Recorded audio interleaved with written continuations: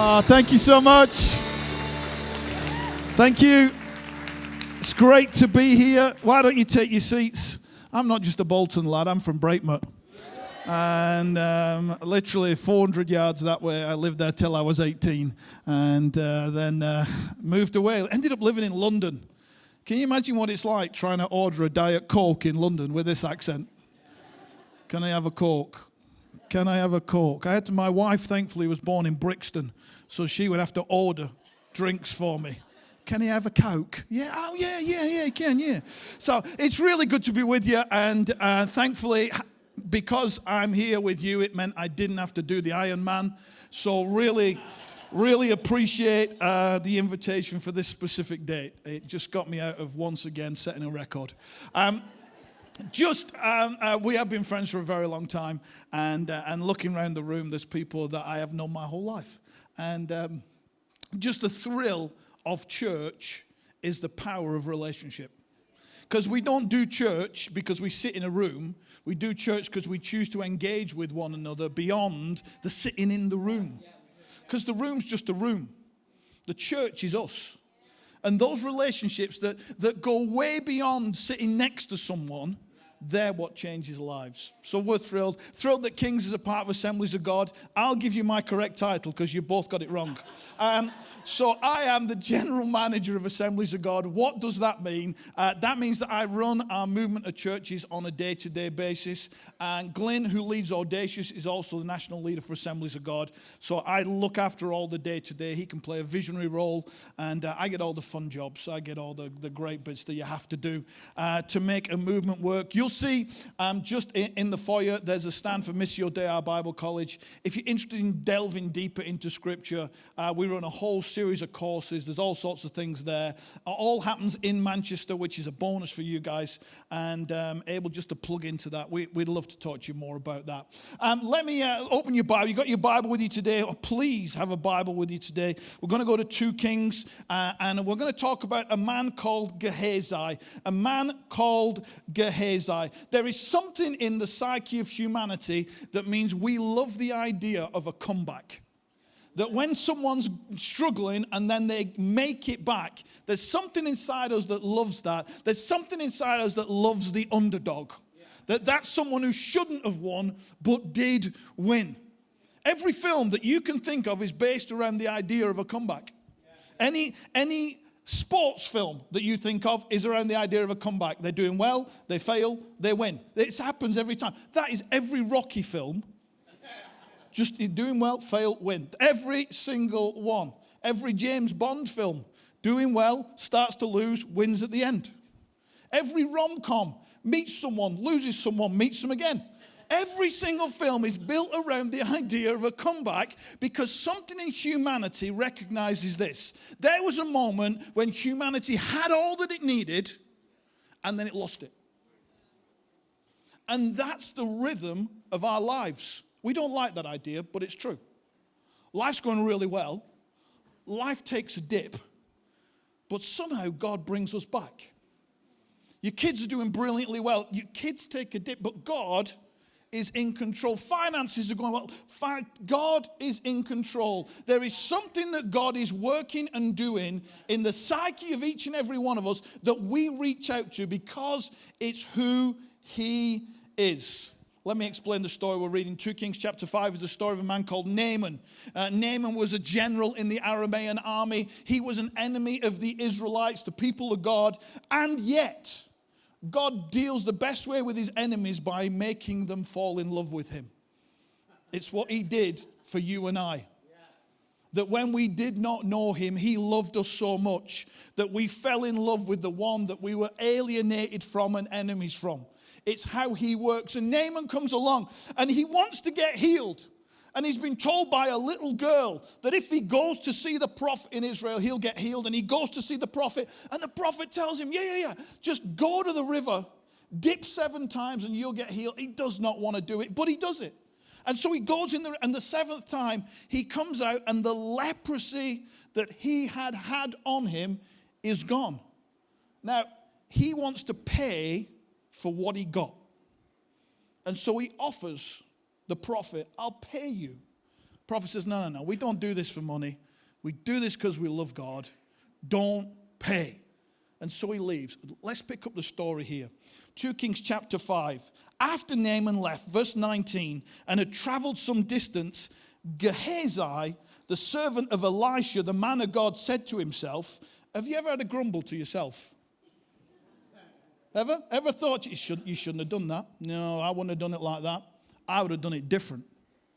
He said to himself, my master was too easy on Naaman, this Aramean, by not accepting from him what he brought, as surely as the Lord lives, because if you throw in God's name, you can make anything sound okay. I really feel this is what God wants me to do with my life. You've probably not actually prayed about it.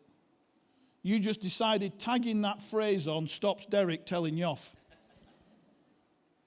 I will run after him and get something from him. So Gehazi hurried after Naaman. And when Naaman saw him running towards him, he got down from his chariot. Is everything all right? Everything's all right, Gehazi answered. My master sent me to say, and then he makes up a story. 2 young men from the company of the prophets have come to me from the hill country of Ephraim. Please give them a talent of silver and 2 sets of clothing. By all means. Take 2 talents, said Naaman. He urged Gehazi. I don't think there was much urging needed. He urged Gehazi to accept them and tied up the 2 talents of silver in 2 bags with 2 sets of clothing. He gave them to 2 of his servants. They carried them ahead of Gehazi. When Gehazi came to the hill, he took the things from the servants, put them away in the house. It's not a great translation. It should say he hid them. He sent the men away and they left. And when he went in and stood before his master, Elisha asked him, where have you been? Can I give you a piece of just great advice? If you ever spend time with a prophet, don't lie. Where have you been? Your servant didn't go anywhere, Gehazi answered. But Elisha said to him, was not my spirit with you when the man got down from his chariot to meet you? Is this the time to take money or to accept clothes or olive groves, vineyards, flocks, herds, or male and female slaves? It sounds like he goes a little bit like he hasn't taken any of those things. But he's looking into his heart. Because when you set off down a road that you shouldn't go down, there's other things down that road that you'll eventually encounter. The grace of God is that he met him at the start of the road he was going down. Naaman's leprosy, says Elisha, will cling to you and your descendants forever. Then Gehazi went from Elisha's presence. His skin was leprous. It had become white as snow. Romans 8:28 tells us this, for we know that in all things, God works for the good of those who love him and who have been called according to his purpose. Gehazi has everything. If there was a person positioned for success in the Old Testament, Gehazi is that person. He is the servant of Elisha the prophet, who before him had been the servant of Elijah the prophet. And what happens is they would serve, and then the role of the prophet would be passed on to the servant who had served. Don't despise the seasons where God brings you to a place of service. Because when God brings you to a space and place of service, that place of service has the opportunity to open up for you because you chose to come under and serve. It is amazing the way that God brings people through, not parachutes people in. He brings them through. Gehazi is in this opportunity. Elijah, he had performed 7 major miracles. Elisha has performed 14 major miracles in his ministry. It was all set up for Gehazi, but then he lost it all. If you know anything about leprosy in the Bible, you would know that becoming leprous would mean that you weren't allowed to be with your family. In fact, you weren't allowed in a city. You would live outside of the city and not interact with anyone but other lepers. And you would live on the scraps that people gave you. Nehemiah prophesies over him. He gets leprosy and suddenly he's gone. And then we get to 2 Kings chapter 8 and verse 5, and it says this, then the king was talking to Gehazi, the man of God, in his palace. Hang on. He's got leprosy. He has been thrown out and lost everything, but now he's with the king. What has happened between those 2 passages that created such a comeback. Because if you can lose everything and regain it, I want to know. Because I understand that I am not perfect. I get stuff wrong. And I'm always having to learn more. Anybody else? Good. Glad to hear it. What happened? Well, if we flick back through, we go through, we read chapter 6. There's an axe head that floats, but no mention of Gehazi. And then there's a bunch of Arameans who come back and start war, which is a bit unfortunate when you've just healed the general. You heal the general, then they come and do war on you. That is so wrong. What have we done for you? Then you came back. But then God does this thing. There's horses and chariots, and it's quite miraculous. Then there's a famine. A famine starts in Samaria. Samaria, that's where Elisha lives. And that's probably the city that Gehazi is outside of. So the king said, can you help us? No, help us. There's a pretty angry young man who gets mad with Elisha, and Elisha prophesies over him. It's a bit nasty. And then chapter 7, verse 3, it says this. Now there were 4 men with leprosy. Leprosy only gets mentioned in the Bible 68 times. There's only 4 people actually named as lepers. Moses, his sister Miriam, Naaman, and Gehazi. It seems pretty unusual to me that there's 4 lepers sat outside the city that Gehazi has lived in his whole life. We're told that Naaman said to him, and your descendants, well, once you become a leper, you're not going to have any more descendants because you're not supposed to be near anybody. And you know you've got to be near someone to have descendants. So these are his children, because he's already had children if he's got descendants. There's 4 men with leprosy sat outside a city wall in the middle of a crisis. God sees where you are. He sees what no one else sees. He sees the things that you keep inside the family because the struggle's so very real. He sees the things you keep inside your heart because the pressure's so very great. And he sees the things that you wrestle with internally. He sees all of that. Gehazi is outside the city. The Arameans have surrounded the city. It's an absolute crisis. They have been under siege for quite a long time now. It's got nasty inside the city. People are selling body parts of animals that nobody usually eats, are being sold at exorbitant amounts of money. And then we get to this. There were 4 men with leprosy at the entrance to the city gate. And they said to each other, why stay here until we die? This is the most depressing conversation in the Bible. You ready? Why stay here till we die? If we say we'll go into the city, the famine is there. We're going to die. If we stay here, we're going to die. Let's go to the camp of the Arameans and surrender. If they spare us, they live. If they kill us, we die. It's a brilliant conversation. It's honest, isn't it? I mean, that's properly honest. Man, things are bad. No, things aren't bad. They're worse than bad. They're having this conversation sat by the wall. How does God bring us in for a comeback? The first thing God does is he creates limitations on your life. We think that God sometimes is being nasty or mean when he limits us and holds us in. When he stops us doing something we wanted to do, or he holds us back from an opportunity that we thought we were perfect for, but somehow our pastors could not recognize that. When the opportunity of work comes and we don't get the promotion, or the opportunity to meet that person comes and they're not the one for you because they decided that, not you. Those limitations, those things that hit us, often our first response is, God, why are you letting this happen to me? God, why have you caused this to happen? What is it? God, you have got it in for me at this time. I've discovered this. 32 years in ministry now, I have discovered this. God sets most of the boundaries that limit my life.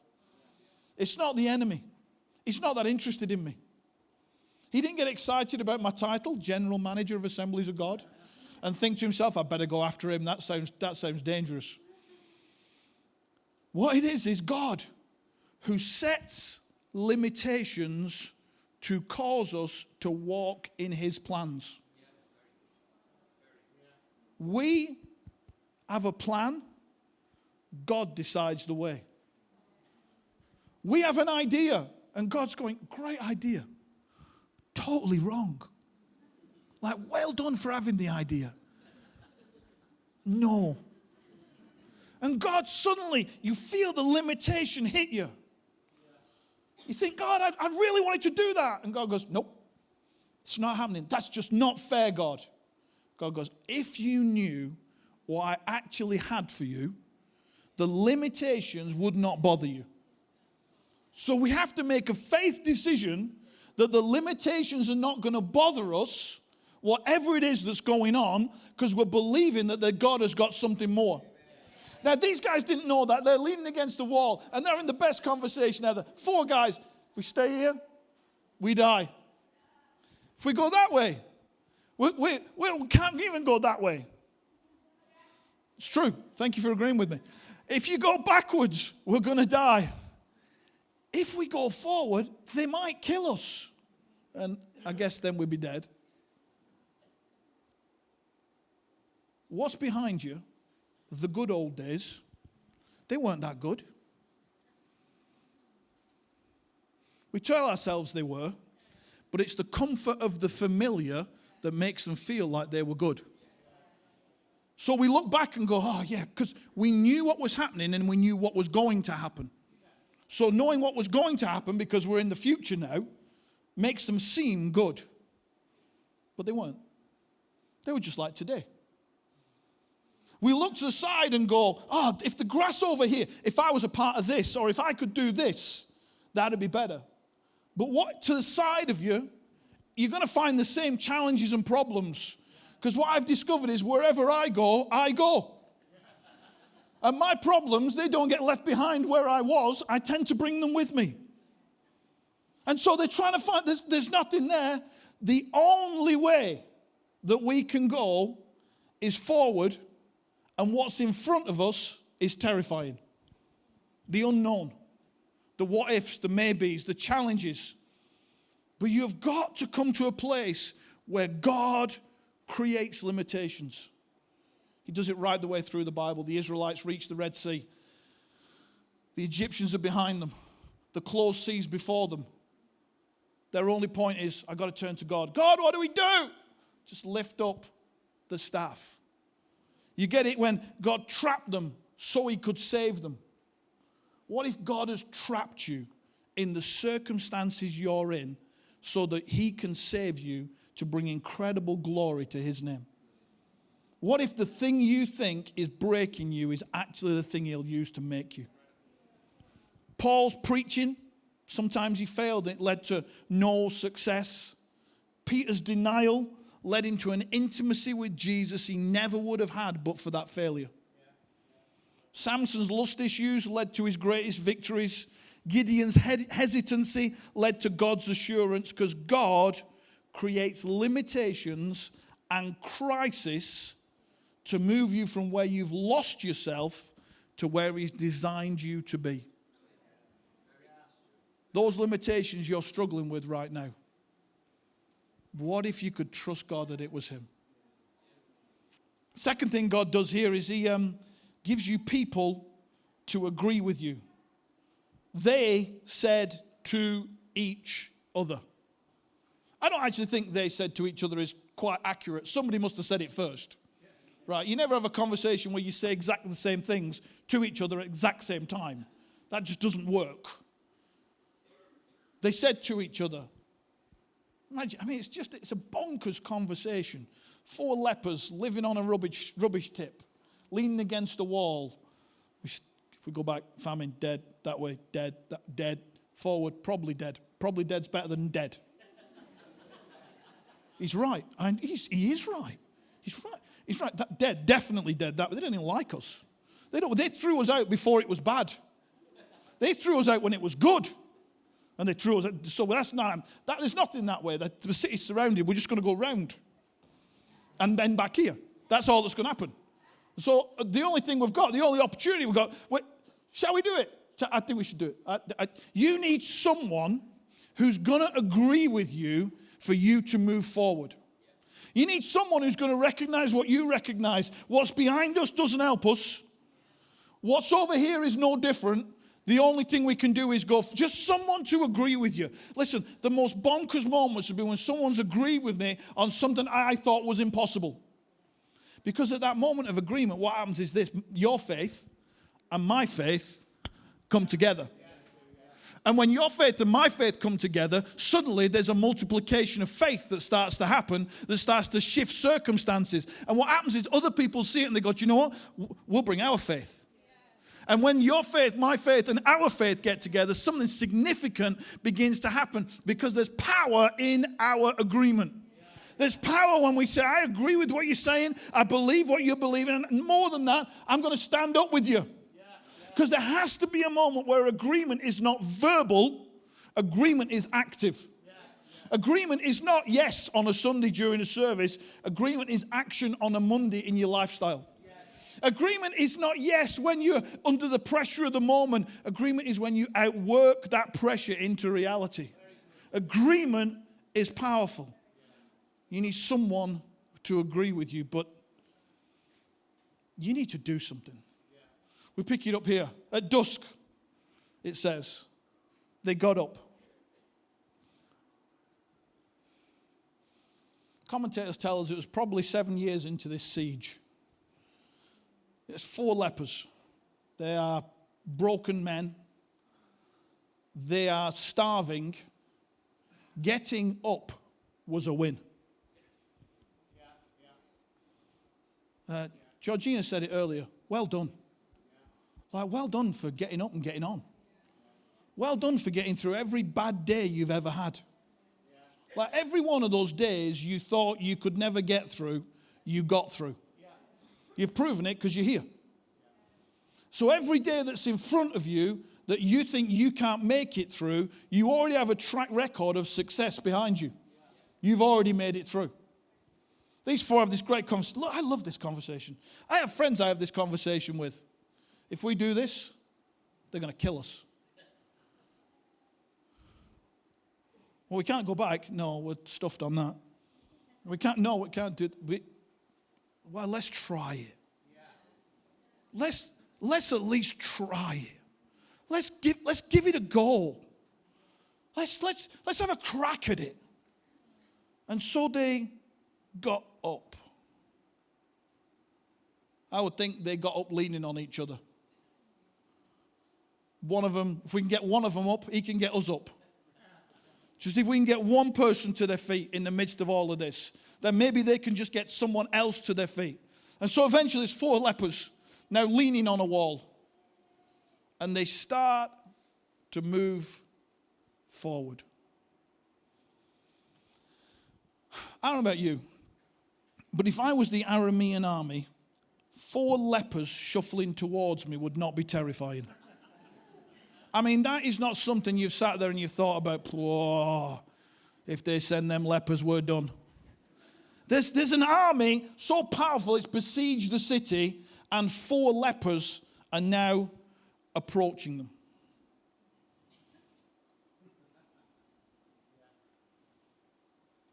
I don't know what noise you think shuffling lepers makes. I have given this some deep thought. I have read a number of commentaries on this, and nobody seems to have delved into it, so I feel there may be something for me to write at some point. But 4 lepers, they are starving. They do not have a spring in their step. They are not approaching the enemy, skipping and dancing and jumping. They are shuffling forward, holding on to one another. I don't know about you, but there have been days where the best thing I have had is a shuffle. There have been days where the best thing I've had is I managed to get up and stand to my feet and go, I think I can do today. Because the challenges that we've faced, you have a story. I have a story. Listen, platforms and microphones don't take away pain. If anything, they sometimes magnify them. But we have stories of families and challenges and crisis, of sickness and difficulty. And those days when we choose to get up when we're in the middle of it, I think God stands to his feet and applauds in heaven because we made a decision. I'm going to try something. Those days when you think, God, I don't know what you're even doing, but I'm going to open this Bible and I'm going to read it. And you walk away and you think, I don't even remember what I read. Well done. Just well done. Well done for getting up and doing what you know was the right thing to do, even though it didn't feel like the right thing to do in the moment. Those days when you're bad with God and the church and Derek, we've all been there, right? Those days, and you still get up and you go. And you just,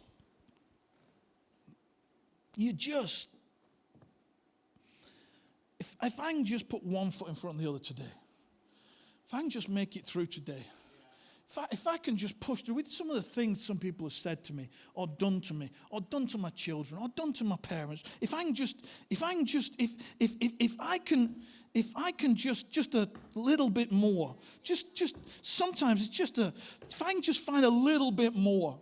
I haven't got a lot, but if I can get a little bit, and this guy next to me, but he's in a worse state than I am, but come on, let's hold on to each other, and maybe, just maybe, and this is what the Bible says.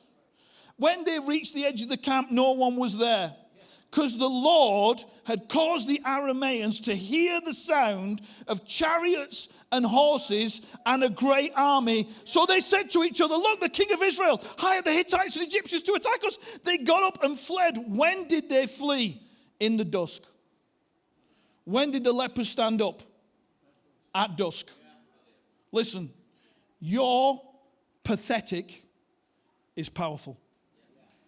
Oh, listen, what you think is not worth doing, God can amplify so that it can transform everyone's life. To you, it just sounds like, to you, it just feels like, but God puts his heavenly microphone to it. And what was a pathetic shuffle becomes the sound of horses and chariots. It becomes the sound of victory. You see, victory doesn't always sound like your best praise and worship. Victory sometimes sounds like, I made it down the stairs. I made it to work. I was pleasant. Sometimes victory is, I came to church and I served, and you know what, I'd rather have been in today and listened, but okay, God, sometimes victory is I came to small group and I was just a part of the small group. I didn't have anything to share, but sometimes you being there meant the world to somebody else who was there. The fact you handed them a cup of tea, that you gave them a biscuit, you put your arm around them and said hi. Sometimes that's the only hug someone's known in a week, and you're pathetic, your little step, your thing that you think means nothing. God takes those things that are seemingly as nothing and he magnifies them and multiplies them. Man, we take offerings and we take this seed, and God takes this seed that we give, and when we give it, somehow he turns it into something incredible. This is the principle of what God does all the time. When you look at your life and you see your challenges, let me promise you this, what you have in you, what's going on inside of you, God can use it. Every failure, every brokenness. You see, when we say God works all things for good, we like to focus on the good that we've done that God could then use to be gooder, if good is a word. But instead, God says he uses all things. He turns every failure into his goodness. He turns every broken moment, every bad mistake, every disaster, God turns into that. And then we get into this a little bit further. They reached the camp, verse 8, and they entered one of the tents, ate and drank. Well, you would, you've been starving. Then they took silver, gold, and clothes and went off and hid them. What? What did they do? They took silver, gold, and clothes and went off and hid them. Because it's easy to repeat the mistakes of your past. They returned then to another tent, took some other things and hid them also. And then they said to each other. I reckon one of them had a story to tell. What we're doing is not right. How do you know it's not right? Well, last time I did this, things went a little wrong. Boys, the reason we're here is because the last time I did this, we got leprosy. This is a day of good news, and we're keeping it to ourselves. If we wait till daylight, punishment will overtake us. Let us go and report this to the palace. See, because this is the moment. This is the moment that changes everything. It's the moment you realize you were wrong. We don't often talk about being wrong in church, do we? We usually, we'd rather lean into overcoming, victory, winning. It fits us. As a thinker, as Pentecostals, it fits us. But actually, it all begins with, God, I got this wrong. This acknowledgement that there's some stuff in my life that I'm not perfect. As good as I am not perfect. As well done as I have done, I'm still not perfect. Which means, God, there's always a something that if you can get hold of that something, you can do something more than you've already done with my life. As much as you've achieved in your life and ministry, there's some stuff in you that God can still use. And every time you cycle back to it, God goes, this time? Should we fix it this time? Or do you want to go around again? Shall we change it this time? Or do you want to just go round? Make the same mistake, have the same moment of failure. What do you want to do? See, everyone has this moment where you decide, I am not repeating my failure. We have a moment where we decide, I am not repeating my failure. Because in all things, God works for the good of those who love him. He is working for your good in your failures. In every one of those limitations, he is working for your good. And he is doing it because he's called you for a purpose. He's not called a few people for a purpose. He's called every single one of us for purpose.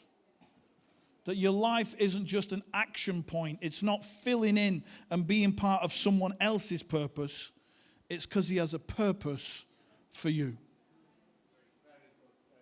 But it begins when we get up and we do what we can do. And others may look at what we can do and go, it ain't that good. I mean, seriously, there's better preachers. I mean, seriously, there's better worship leaders. Come on, I mean, seriously, there's better kids. I mean, seriously, there's better people on car parks. There's better people. There's better draftsmen. There's better chefs. There's better teachers. God's not asking for perfection. He's asking for you. He's asking for you to say, I'll bring what I've got. Because it isn't about what you've got. It's about what he does with what you've got. That he brings our best and does something incredible with it. 4 lepers return to the city. They go back to the gate that they were leaning on. But this time, they're not going backwards. They're now going forwards. You see, God may have always meant for you to be through that door, but you had to walk away from the door to get back to where he wanted you to be. And so they come to the gate and they bang on the gate. We've got to tell you they're gone. Could be a trap. It could be a trap. They could have talked those 4 lepers into trapping us. The whole thing's crazy. Just there's this ridiculous conversation that goes on. And then in the end, these lepers are heard And then it just says, the king was talking to Gehazi. I don't mind what you brought in the room with you. Jesus doesn't mind what you brought into the room with you. Because there is a space for you to be with the king. There's a space for you to encounter him. Because your comeback is not just about you. It's not just about what God can do with you. Your comeback is about every person that your life is about to impact. Because once you get into the presence of the king, it's remarkable what he can do. On Tuesday, this lad, born in Bolton Hospital, brought up just off Torridon Road in Breakmore, will sit in the National Prayer Breakfast. I'm sat on the table with the Prime Minister and the Leader of the Opposition. I'm not that clever, and I'm not that gifted, and I'm not that good at relationships that I can work my way to it. But God, you see, God, he just takes what we bring him. And we bring him something and we say, here you go, God, this is the best I've got. I got a bit of gift, but God, when you get a hold of it, it's remarkable what you can do. Lord, when you get a hold of it, it's remarkable what you can turn around. 4 lepers saved the city. What you can do can transform towns and cities. What you can do with who you are when God gets a hold of you, when you get a hold of God, is powerful. We're going to pray. Why don't you just for a moment stand to your feet? I'm going to hand back, I think, to Georgina in just a moment, and or Tina. I'm going to hand back, but we're going to pray. So come on, stand to your feet.